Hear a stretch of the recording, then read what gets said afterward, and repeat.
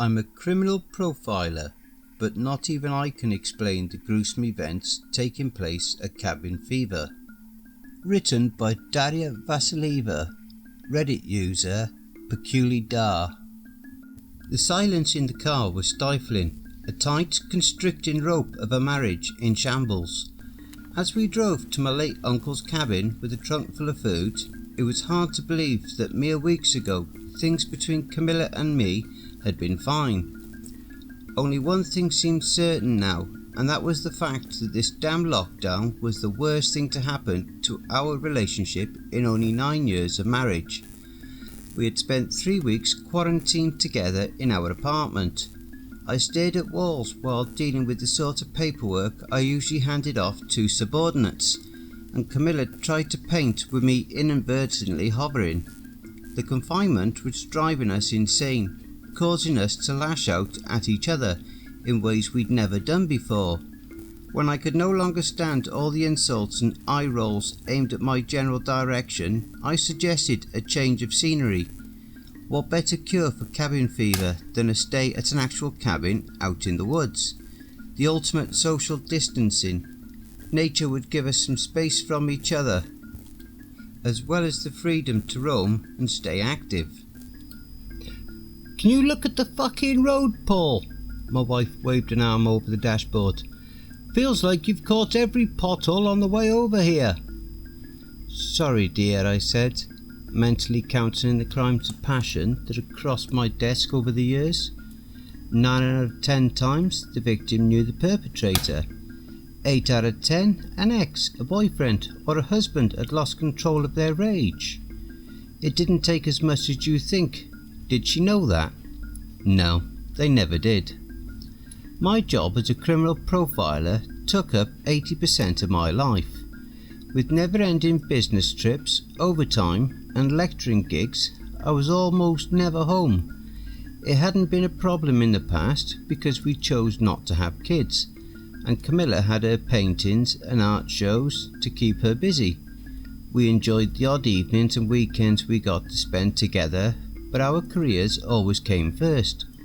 Initially, this common ground had made us a true power couple. Now, however, this was a fucking stupid idea. Camilla threw herself against the seat, folding her arms and pouting at the road in front of us. She always looked like a little girl when she did this, a prissy doll with light wavy hair and large blue eyes. Her temper tantrums were one of the many things that had been endearing at first, but now drove me up the wall. That and the swearing. I had enough of it at my job. I didn't need to hear "fuck this" and "fucking that" every other word at home. The GPS had cut out a good 20 minutes back, but luckily Camilla hadn't noticed. I was hoping we were heading down the right dirt road. I'd been up to my uncle's place every summer as a kid, and I thought I knew the way well. Everything seemed familiar enough, but even the heavy fog from the nearby lake that gave the woods that signature dark, ominous vibe. "Paul, what the fuck is that?" Camilla bolted upright, staring out her side window. "Shit! Lock the doors! Lock the fucking doors! Don't slow down!" she cried. "What is it?" I demanded, driving steady and jerking my head to the right to see what she was shouting about. We were driving through a particularly sandy patch of road, and the wheels on the pickup struggled with some of the dirt piles and pits. A man stumbled out in front of the car, throwing 2 hands onto the hood. I hit the brakes, even though we were hardly moving at that point, and stared at the stranger. The man looked a mess, covered in filth, grime, and what looked like blood. His clothes were torn as though he'd been mauled by a bear. There was true terror in those red-brimmed, bruised eyes as he began beating his hands on the hood of our pickup. A low guttural moan filled the car as the man opened his mouth. It sounded more like a large machine grinding gears than a human voice. "Jesus!" I gasped, watching streaks of blood streaming down the man's chin as he continued wailing. His mouth was a gaping hole filled with mucus and blood, but no tongue. "Fucking drive!" my wife shouted, grabbing at the wheel as I batted her away. "Can you stop?" I shouted back. "I am not about to drive over this guy." I needn't have worried, since the wounded stranger was already on the move, leaving a puddle of blood on the hood. He stumbled past my side window, twisting his neck to look back at the other side of the road. His wails grew louder as he lunged himself with every step, hurrying to get away. I wanted to call out to the man, tell him to stay so we could call him an ambulance, but Camila was completely out of control in the seat beside me, screaming at me to drive, trying to push my leg down on the gas pedal. So I pedalled it, and after a couple of false starts, we sped the rest of the way to the cabin. I had no time to think about directions as adrenaline coursed through my blood and muscle memory took over. We arrived half an hour earlier than expected. I ushered a distraught Camila inside and brought in our bags before heading out back to the one spot of land that always got at least 3 bars of cell reception. I called 911 and told the dispatcher about the man we had seen, the approximate location of the sighting, as well as the coordinates of my uncle's cabin.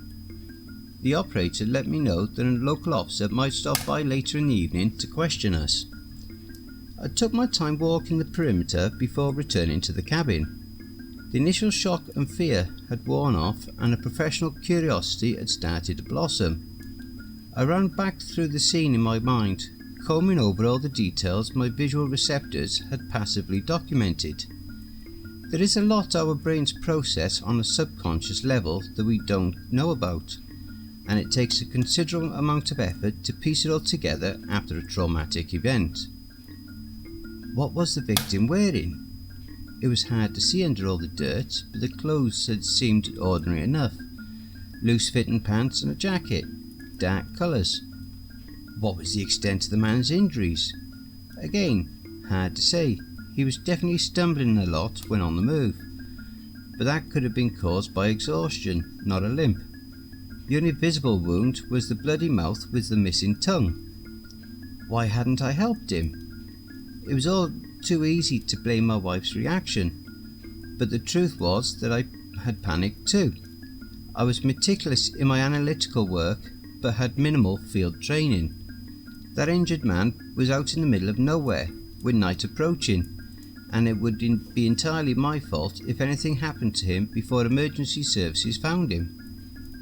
I heard the cabin door open and close as I walked around to the front to see Camila standing on the old wooden porch, staring at the pink sky as though searching for answers in the crinkled sunset.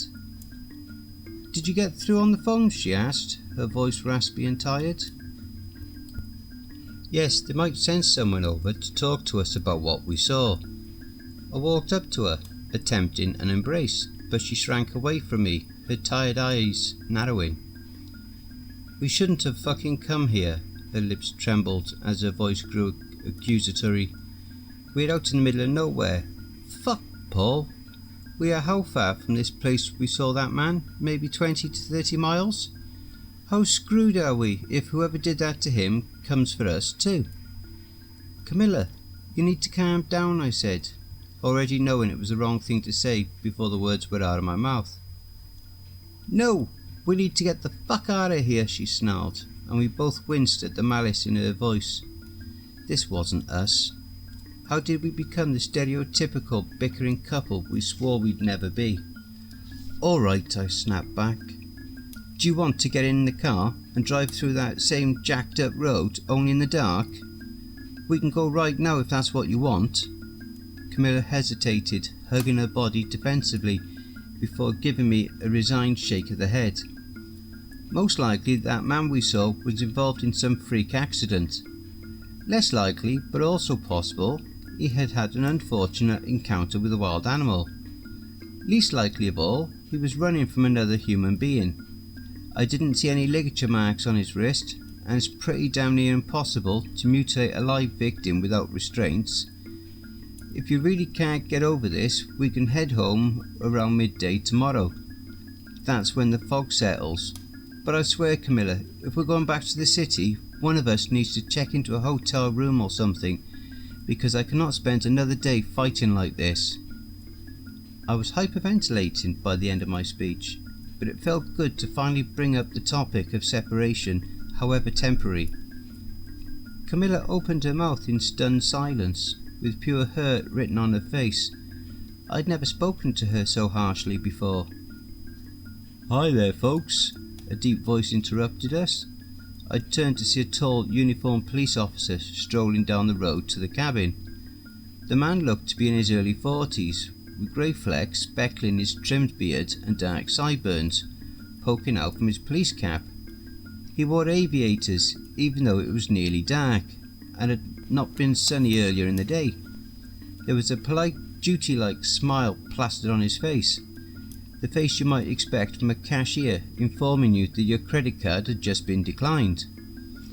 My right hand instinctively went to my side, grazing the concealed semi-automatic through my jacket.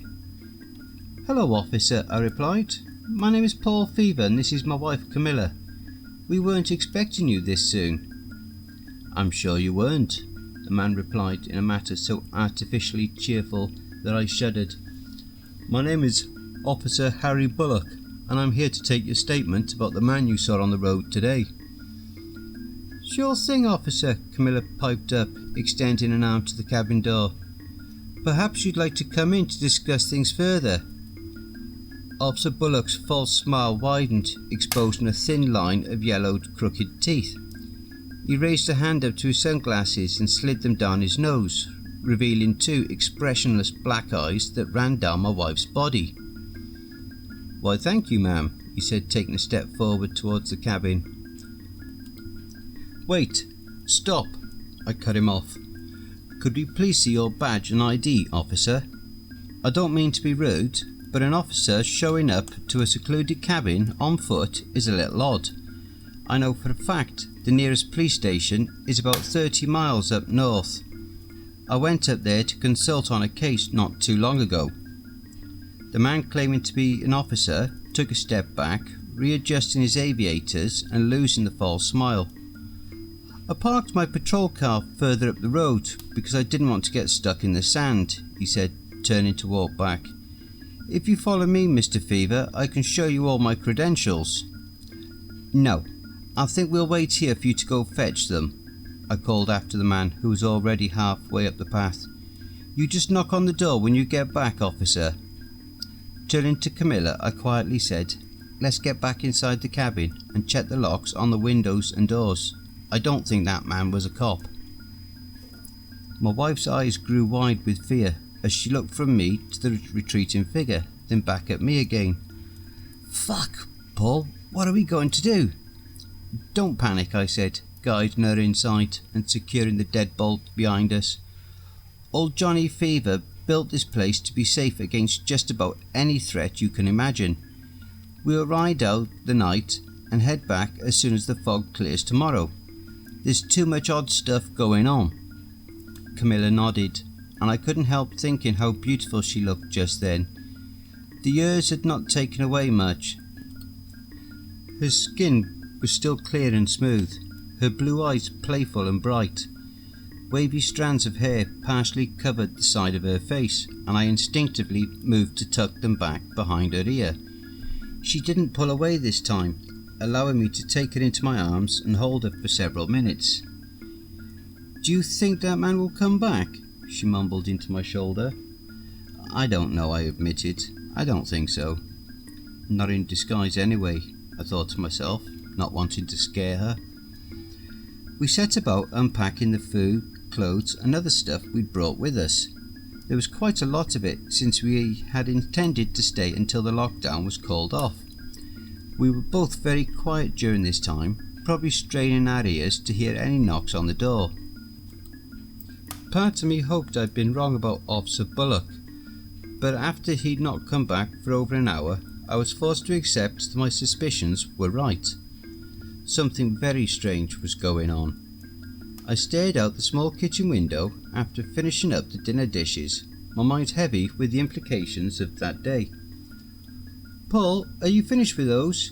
Camilla stood in the doorway, wearing a negligee. Or the negligee, I should say. the light beige one that had practically hardwired my body to respond in anticipation. "Yes," I replied. "Why don't you come to bed?" she said, her voice a soft croon of tones so tender and seductive that I unwillingly felt my urgent fears slipping away. They came back when we had finished making love, and Camilla dozed off in my arms. It was a good feeling knowing the cover of my body was making her feel safe enough to relax. Having spent most of my adult life diving into the minds of the country's most sadistic killers, however, I knew just how flimsy of a shield limbs could be. I wanted to protect her, us, but the weight of our predicament lay heavy on my shoulders. We were miles away from help, with only aged wooden walls between us and whatever was going on in the woods outside. I still had my Glock 19 semi-automatic, but that wasn't all that reassuring. Truth be told, I didn't feel all that confident in combat. I'd done all the training, sure, but everyone knew us behavioural science guys were hired for brain work, not muscle. I tried to stay awake, but it was difficult. My muscles were already relaxed and the smell of Camilla's hair had me drifting in and out of sleep. That's when the dreams started, a hazy mix of the day's events but amplified. The man on the road was there again, only this time with a long black tongue and no eyes or fingers. He tapped all 10 bloody finger stumps on the hood of our car, grinning. I expected Dream Camilla to scream in the seat beside me, but when I turned to look, my wife was missing her head. Officer Bullock was in one of the dreams too, standing just outside the second-story bedroom window, tapping on the glass and smiling at my sleeping wife. I woke at dawn, covered in a cold sticky sweat that made me desperately crave a shower. Camilla slept soundly at my side, unfazed by the drenched bedsheets. Slipping out of bed, I quickly rinsed off in the bathroom and dressed before heading downstairs to the kitchen. I really needed some comfort food after my night of feverish dreams. I lit up the gas stove and popped on the coffee pot before scavenging for sandwich supplies. A wave of nausea hit me as soon as I opened the fridge. There it was, right in the middle of the top shelf, tastefully staged in front of the ham and cheese and pickle jar. A freshly severed human tongue on a tea saucer. Suppressing a dry heave, I grabbed a napkin and carefully moved the saucer to one of the bottom shelves, obscuring it behind a stack of butter sticks. I knew I shouldn't be tampering with evidence, but I didn't want Camilla seeing the gruesome scene and freaking out. As soon as I hidden the nasty thing, I turned off the stove and went out back to call for help. There was no time to bother with 911. I still had the number of the Chief of Police for the nearest department and called him directly. "Who's this?" Chief Crawford's groggy voice barked into my ear. "Sorry to bother you, Earl, but this is an emergency. It's Paul Fever. We worked together on that machete killer case a couple of years back." "Huh?"